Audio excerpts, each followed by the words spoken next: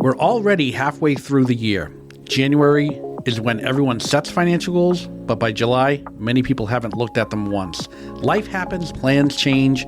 That's why now is a great time to talk about what a mid-year review should actually include. So stay with us. The information and opinions presented in this podcast, including the views of guests not affiliated with Measured Wealth, is for general informational and educational purposes only, and should not be considered investment, tax, or legal advice. Any references to specific securities, products, or services do not constitute a recommendation or endorsement. All investments involve risk, including the possible loss of principal. Past performance is not indicative of future results. Listeners should consult their own financial professionals before making any financial decisions. Measured Wealth Private Client Group is registered with the Securities and Exchange Commission. This registration does not imply a certain level of skill or training. Welcome to Financial Futures, a Measured Wealth podcast powered by the team at Measured Wealth in beautiful Portsmouth, New Hampshire. Each episode, we're bringing you fresh insights on retirement, investing, and everything you need to take control of your financial future. Whether you're preparing for retirement or already living it, we're here to help you make informed choices with confidence. To kick off today's conversation, here's your host, certified financial planner and chartered financial analyst, George Zaharopoulos. Hey everyone, today I'm speaking with Joe Neff. Joe is a colleague, Joe is a certified financial planner, and he's a wealth advisor at Measured Wealth. And today we're talking about the mid-year review. Joe, great to have you back. How are you? I'm doing okay. How are you? Doing great, thanks. Got an exciting conversation today, mid-year review. Not a lot of people are thinking about it, but it's definitely right up there with importance. So I want to start it off with kind of what's critical. Like, what's the biggest takeaway after someone listens to this podcast? What do you want them to know? What do you think that big takeaway is? I think the big takeaway is that mid-year reviews are not a waste of time. There should be some depth there in one of these meetings. Absolutely. Okay, great. And sometimes don't even just meet with your advisor once, meet multiple times throughout the year because, a lot of things change. And that gets us into, when you think about a mid-year review, what are the three most important conversations every client should be having right now? I think the three most important topics that you should be looking at are taxes, progress, and changes. Mm-hmm. All right. Awesome. That's a lot. So let's go deeper. Expand on those. Why these conversations? Why mid-year? Well, where do you want to start? Let's start with progress. Progress. Well, I mean, that is exactly what it sounds like. So you mentioned that people set all kinds of goals in January. The thing that I think most people ignore is the fact that I think it's January 17th, right? It's Quitter's Day. It's when the majority of people have given up on those New Year's resolutions or those annual goals. And, having somebody to keep you accountable and figure out where you're at with those is, I think, a super important thing. Okay. What kind of progress, when it comes to financial planning matters, should people be, keeping an eye on? Yeah, I think it depends really on the famous financial advisor answer, right? It depends. I think in terms of progress, you take the goals that you set for yourself at the beginning of the year, whether it's hitting certain milestones, right? Paying down this debt, saving this much into an investment account, meeting monthly contributions, spending less. It's really individualized. Mm-hmm. Okay.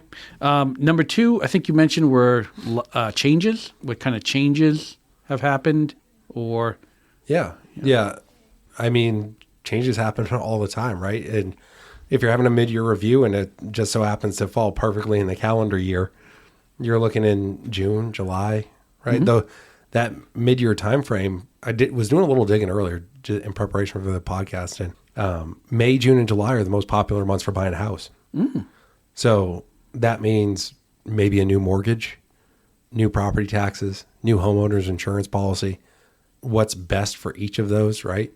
Or it's a renewal period. Every year your homeowners insurance renews, and maybe the value on your house has gone up. You need more coverage. Maybe the premiums are getting out of control and you need to shop it around. Mm-hmm. But unless you're actively paying attention to that, or you're working with somebody who does, you're probably just going to accept the fact that the premium has gone up. Mm-hmm. Yeah, this is a good time to reassess any major expenses that might occur during the year. Maybe there's an addition to the family where things need to be revisited, or maybe you just want to expedite your retirement date, like most of us. But so those are all big changes that can affect the financial plan, and that's where you can address what do we need to do about this? Yeah, and maybe it's changes that haven't happened yet. Right? So we talked about progress, and maybe one of your goals for the year was to pay your credit card off on a monthly basis instead of letting it accrue and charge you, what's it at now, like 20 to 30% interest. So maybe you haven't made the progress on that goal and you need to make that change, right? Maybe you need to structure things a little differently so you can make that change. Mid-year review is a good time to do that. Yeah, all sorts of things to look at in terms of cash flow. Another big item, or number 3 on that list, I think what I heard you say was taxes. There's a lot to unpack there, but what do you think people should be thinking about when it comes to taxes? I think the closer you can get to not having a tax bill not be a surprise, the better. And I think at the mid-year mark, we have a pretty good idea of where income's going to be at for the year, right? There's some, seasonal businesses are seasonal businesses, but if you're making a regular paycheck, you have regular expenses. Usually by now you have your trips planned out. It's a great time to know, like, how much money will I need? And then how much will my monthly income be, so that at the end of the year, we can be ahead of things like the capital gains in your accounts. We can be ahead of things like maybe your W-2 withholdings are not enough. And as advisors, we work together with CPAs to help coordinate these things. And I don't want to be mean, but sometimes CPAs act more as historians than I think most people need, right? And there are some great CPAs out there who help you do tax planning, but when you're doing tax preparation, your job is looking backwards, not forwards. When you're working with an advisor, our job is only looking forward. Yeah. One of the things that I actually enjoy about the financial planning process is the tax planning piece. So this kind of hits home a bit. And not that I'm a CPA and I don't hold myself out as a tax advisor, but we do get into the tax planning aspect. And it's comforting to know that is a big factor because, for some people out there, they have to keep aware of some Medicare brackets. They have to keep aware of, what kind of gains they're taking in some of their accounts, what taxable income they're coming from with retirement withdrawals. So I think a lot plays into that. And I think, there's strategies. I know in prior podcasts, we've talked about Roth conversions and things like that. So that all comes into, forecasting what can potentially take place before the end of the year. But then there's also, for those people who are still working, they're contributing to their 401k. It's a good time to bring up what percent they're contributing to the plan and, are they maximizing the match that they're getting from their employer? I think, if I'm going to interrupt you, because I think we can pause there and talk about that. Because one thing in working with a lot of high income individuals that I've seen is certain 401k or 403b plans are written in a way that if you front load, say your 401k contributions, if you max it out early in the year, your match you're not going to get the full match because your salary isn't high enough yet versus spreading it out through the whole year, right? So having that mid-year review having that on the scope in general of what's going on, right? Getting your advisor the summary plan description that should be given to you once a year that's huge, right? Because that match is part of your compensation package. And if you're not getting the full match, you could be leaving a paycheck on the table. Yeah, and think about it from a business owner's perspective too, on, maybe accelerating deductions or accelerating some funding into the 401k plan from the employer side. So a lot to take into consideration if you're a business owner as well, right? Yeah, we can get really nerdy with this one. So one of the things if you're a business owner looking at your finances mid-year, a lot of business owners go on extension. So they're not fully filing their taxes until October. We're getting to the end of when you can apply, or as far as I know, we're getting to the end of the time period where you can open a 401k for the prior year and make a profit sharing contribution, which if you're sitting on a huge taxable earning, that could be a big break for you while keeping your money invested, right? So you put in that pre-tax contribution, you keep the money invested, you get a break on taxes, and your employees get a new benefit, right? So having that in a mid-year review, making sure you're taking advantage of the retirement planning options available at the employer level is a huge deal. And then, I mean, these things, they move from being like the necessarily tax minimization for this year, and looking forward, it gets a lot more strategic. And when do you take certain types of taxes? When do you defer certain types of income? What place you're in? Are you in a place where you need to be investing more into your business to help it keep growing? Or are you in a place where income is steady enough that you should be looking at diversifying a little bit and getting some retirement savings going? Yeah, that's a good point. I think we could do a full podcast on business owners alone. And one thing I wanted to actually bring back too, when it comes to changes in a situation, that might affect beneficiaries. So all of this comes into play.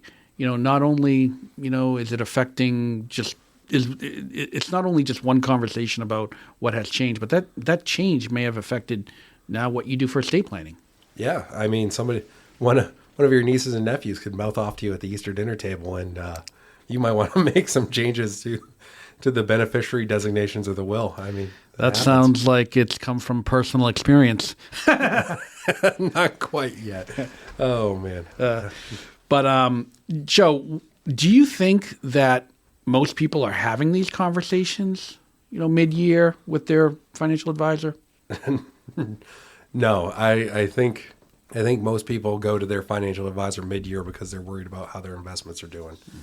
So typical mid-year review, if this is not wrong, then you've got a good advisor. But it's usually banter about how life's going and stuff like that, and a little bit of small talk, and then, hey, we're going to review your investments. And you go through and, you've performed this X year to date, this X since over time. And then any questions? And that's a 5 to 10 minute meeting. Yeah. If you're squared away with your plan, you should be comfortable with how your funds are invested.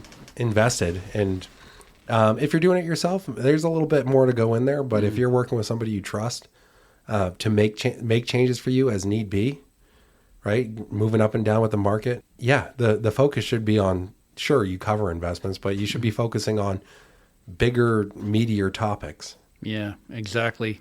The investment conversation is really a small part of that review, but there's larger issues that people are dealing with that really needs to be talked through.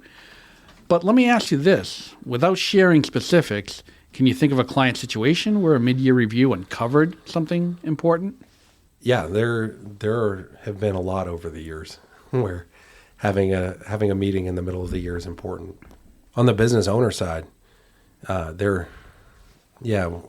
trying to do my best to anonymize this. Right, I was working with a business owner, multiple business locations, was looking to open up another business, and was needing to figure out how to provide the liquidities to secure the loan to be able to get the funding to build the real estate for the business.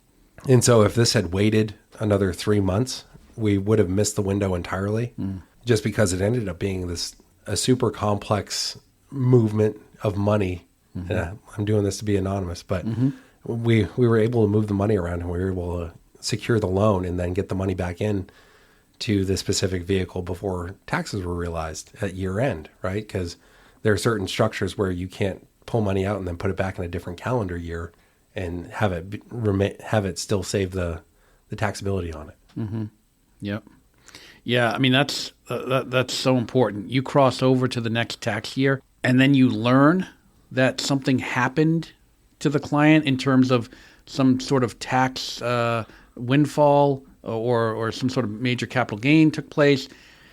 You almost look back and wish, I really wish we got together, mid-year to really talk about that, plan for it, and figure out, how to minimize.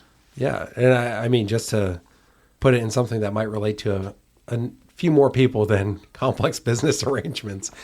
yeah, I had another client pair. They were high income earners, and we had set up a plan for them and set a travel budget and set investment goals. And they came to me at the mid-year and said, doing these investments is impossible. We're not going to be able to do this.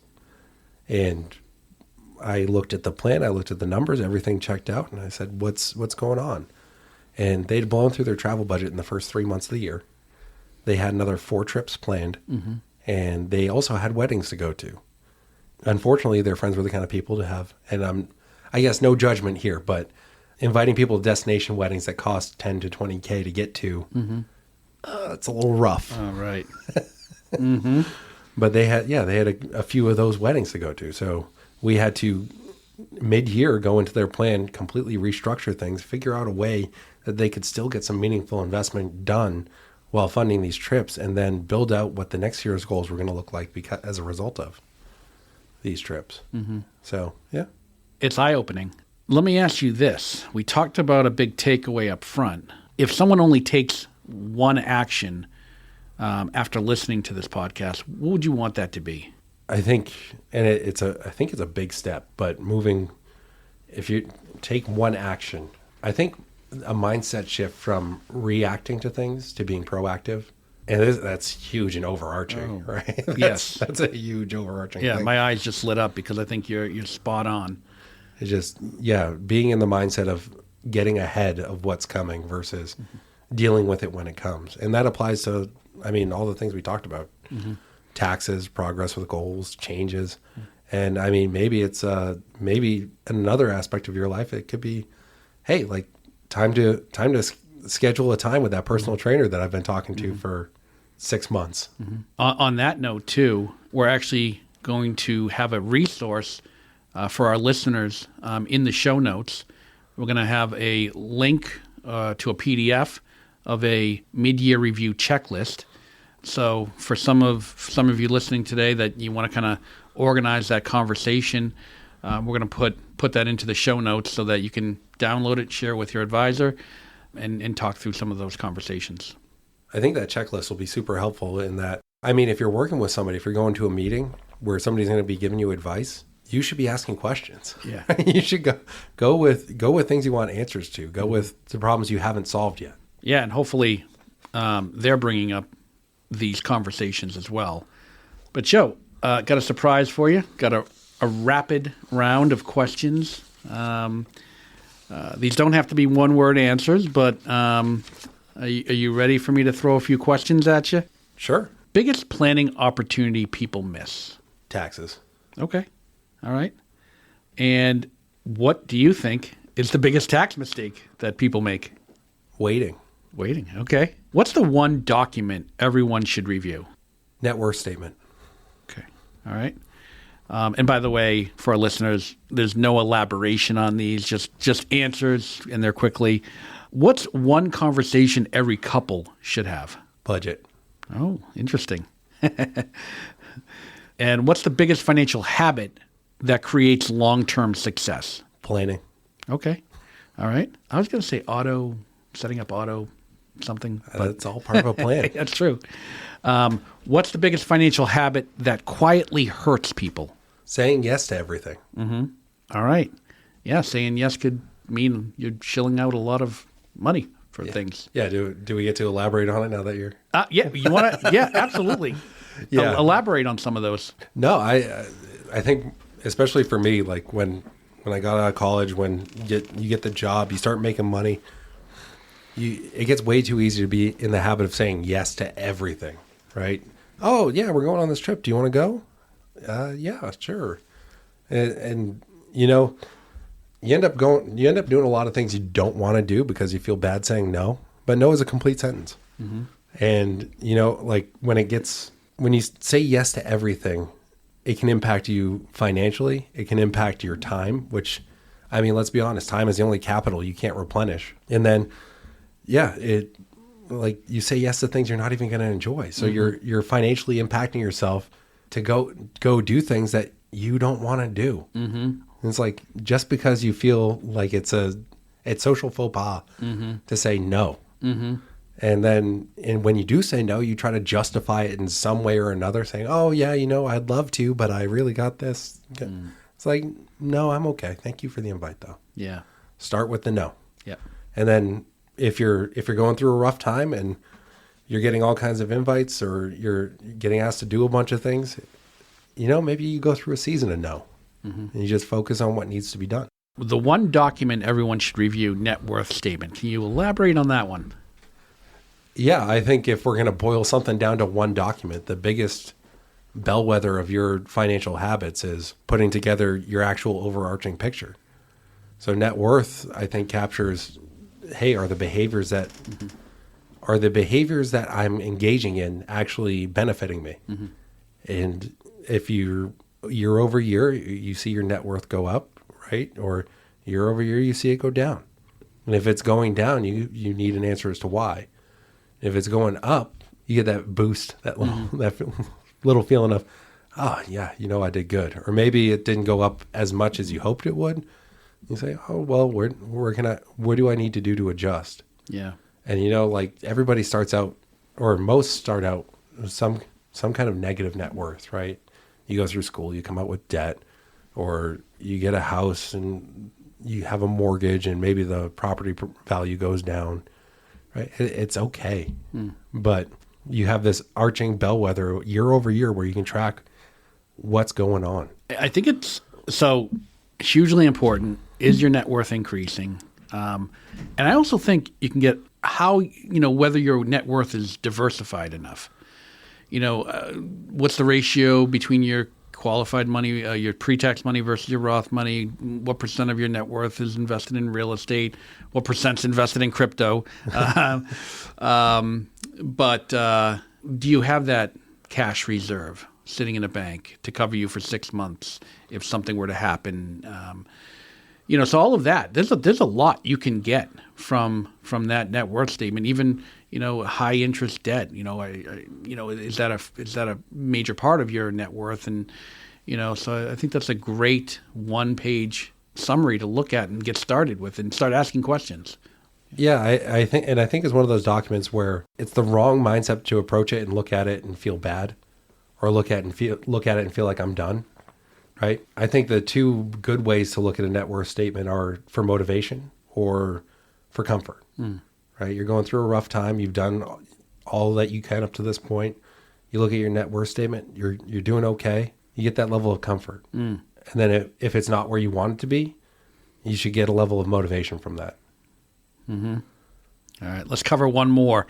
You mentioned budget for the conversation every couple should have. This is another significantly important and one of the biggest drivers. I mean, cash flow drives a financial plan, but you got to elaborate on that one. Yeah. So there are personal life lessons that I've learned in this. There are observed life lessons that I've learned, right? On the budgeting side, having some communication of what's coming in versus what's going out, I think is probably the most important thing you can do as a couple. And the reason I say that is, I'll use my example, right? Get done with school. My wife's in grad school. We're working. She's getting a stipend because she's a scientist and she's smarter than I am. We get out. She gets her first industry job, and we're living in a rundown apartment behind the restaurant in Newmarket. And you get to this point of like, oh, we're barely getting by with paying our student loan payments and our rent and our utilities and so on and so forth. We're skipping date nights and we're saying yes to too many things we don't want to do. And then we never had a conversation about what the income she was now bringing in as an industry scientist was, what impact that was having on the savings account. And finally, one night we just sat down and I was like, so how much money are you making? And, I'm a little embarrassed because I had been a financial planner for a couple of years at that point. But yeah, we were able to then, from having that conversation, set budgets where we could enjoy life a little bit and meet our goals. Just because we didn't have that communication before then, we were on two separate paths where it was just like, oh yeah, I guess I just got to work more. Is that what inspired you to create the Measured Wealth budget tracker? Partially, yeah. Yeah. It's always been kind of as you can tell from like personal experience, it's kind of a passion of mine, because when you have a clear view of the tools you have in the toolbox, making a plan on how to build the thing you're trying to build gets a lot easier. Mm-hmm. The other reason I think the budget is probably one of the more important conversations to have is there's always a spender and there's always a saver in a relationship.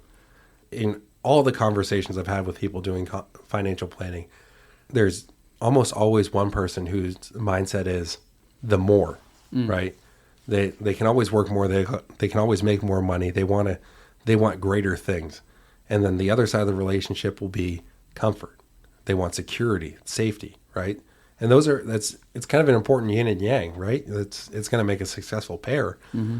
But having a level set where you're meeting the needs of the spouse that wants safety, and at the same time giving room to chase more or to enjoy more, I think makes for a better time. And it makes the behavioral side a lot easier, right? If you can put parameters on allowing certain behaviors, like going out to eat or traveling or how much somebody's saving, right? Because there is a case where somebody's saving too much and not spending enough, because you stop enjoying life at a point. Yeah, we don't want to do that.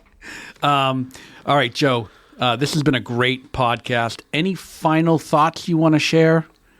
Anything you want to put out there? Your advisor wants to talk to you. We love answering questions. So instead of taking the next mid-year review to listen to us awkwardly fill in the silence with investment performance, bring the things you're worried about, right? Bring the questions you have. Excellent. And this will be a good time to say, for our listeners out there, if today's conversation has you thinking about where you stand for the second half of the year, give our office a call. We'd be glad to set up a review. And with that, Joe, thanks again for joining me today, and thanks everyone for tuning into Financial Futures, a Measured Wealth podcast. If you enjoyed today's episode, be sure to follow or subscribe on your favorite podcast app so you never miss an update. Want to learn more or get in touch? Head over to measuredwealth.net, where you'll find prior episodes, helpful financial planning guides, and more. You can also call us at 603-431-1444 or email at info@measuredwealth.net. That's info@measuredwealth.net. Thanks again for listening, and remember, the future will someday be the present. Thanks, everyone.